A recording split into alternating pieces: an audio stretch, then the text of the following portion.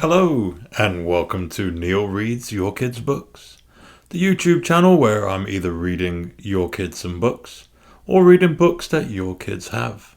As always, parents, if this has helped your child with his or her reading, by all means click the like button. And most certainly, if this has helped your child get to sleep so that way you can have some time by yourself, absolutely hit that subscribe button. Shall we begin with today's book? Absolutely. Let's go. Hello, listeners. Today we will be reading The Berenstain Bears and the Truth. This book is by Stan and Jan Berenstain. No matter how you hope, no matter how you try, you can't make truth out of a lie. It was a lazy sort of day in bear country. The air was so still that the leaves on the big tree house where the bear family lived were hardly rustling. Except in the beehive, where the bees were always busy, nothing much seemed to be happening. It was the sort of day that sometimes leads to mischief. Inside the treehouse, brother and sister bear were sitting around, not doing anything in particular. Brother was holding his soccer ball. He had become interested in soccer and had been outside practicing free kicks. Sister was relaxing in an easy chair, thinking about what to do next. Neither Papa nor Mama Bear were around. Papa was in his shop working on some furniture, and Mama was out shopping. "I know what," said Sister. "Let's go gather some wild blackberries." Brother thought about that. "No," he said, "wild blackberries have too many thorns, and besides, the seeds get stuck in your teeth." "Well then," said Sister, "let's go out and twist each other up in a swing and see who gets the dizziest." Brother thought about that. "No," he said, "that's silly. And besides, we did that yesterday." Sister became irritated and impatient with her brother. "My goodness," she complained, "you don't want to do anything. All you want to do is sit there and hug that soccer ball. I think you must be in love with that soccer ball." "I am not," protested brother, "but I'll tell you something. I bet I can dribble this ball past you." Brother was a pretty good soccer player and a very good dribbler, but so was Sister. The only one who saw what happened next, beside the cubs, was a mockingbird who was perched on a twig outside an open window. Brother faced Sister.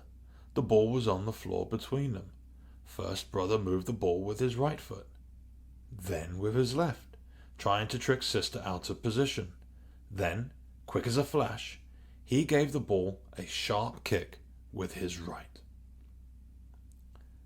It almost worked, but Sister was fast too.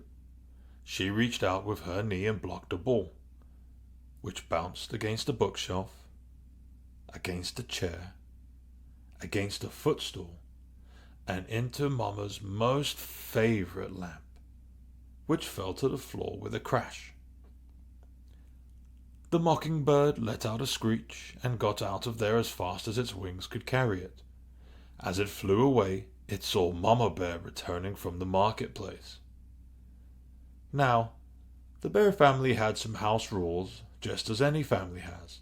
One was no honey eating in bed. Another was no tracking mud on the clean floors. And another was no ball playing in the house. What to do? Brother looked at Sister. Sister looked at brother. They both looked at the broken lamp, and they both listened in horror as Mama came up the front steps and into the house. All brother had time to do before Mama came into the room was roll the ball behind Papa's chair. "My lamp," said Mama. "My best lamp. What happened?" she asked, looking into her cub's eyes. "Tell me about it." The cubs looked into Mama's eyes, then at each other, and then they began to tell one of the biggest whoppers that has ever been told in bear country. "It was a bird," began brother. Yes, added Sister. A big purple bird with yellow feet. And green wingtips, added Brother. And a funny-looking red feathers sticking out of its head, said Sister as a finishing touch. As most lies do, the purple bird whopper got bigger and bigger and bigger. Yes, continued the cubs, and it flew in that window, zoomed around the room, and knocked over the lamp. As Mama Bear was looking at the broken lamp with a sad expression on her face, Papa Bear came in from his shop. The cubs began to tell him the story of the big bird that flew in the window and broke the lamp. It was harder to tell the second time.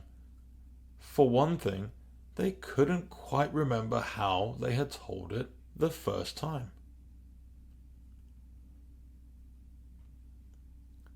You've got me confused, said Papa.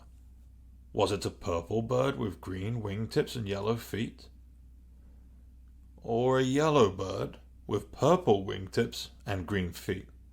Or was it a white bird with black spots, like that soccer ball behind my easy chair? But the thing that really made it hard the second time was how very sad Mama looked as she picked up the pieces of the broken lamp. Mama, we're really sorry about the lamp, said Brother. Oh, yes, said Sister, picking up the last piece and putting it in the dustpan. Oh, said Mama, I'm not worried about the lamp. We can always get another lamp, or we can glue this one back together. What I'm sad about is the thought that maybe, just maybe, my cubs, whom I've always trusted, aren't telling me the truth. And trust is not something you can put back together again. Both cubs started to talk at once. It wasn't a bird, said Sister. It was a soccer ball. And it was all my fault, shouted Brother. It was just as much my fault, shouted Sister. But they were both shouted down by the phone, which rang loudly. It was Grizzly Gran inviting the Bear family for a Sunday visit. Hello, Gran, said Mama. Oh, everything is just fine here in the treehouse. How is everything with you? But Mama, protested Sister after Mama hung up the phone, you told Gran that everything is fine here, and that isn't really the truth. Oh, but it is, answered Mama. We've got two fine cubs who have just learned a very important lesson about telling the truth. And what could be finer than that? Now, let's help Papa glue the lamp back together. Nobody really expects cubs to be perfect, and from time to time, Brother and Sister Bear did forget the rules. Brother ate honey in bed a couple of times. One time, Sister tracked a little mud on the clean floor. And once or twice Brother and Sister started to play ball in the house before they remembered not to. But they never, ever again told a whopper, because trust is one thing you can't put back together once it's broken. The end. I hope you enjoyed, and I'll see you next time. Listeners, as always, if you enjoyed what we just read, make sure to hit that like button. Parents, if this got you 5 minutes of rest, better yet, if this put your kid to sleep and you're now getting an early night, make sure to hit that subscribe button. As always, a kid that reads is a more learned kid. So let's get our kids reading together. Until the next time, bye.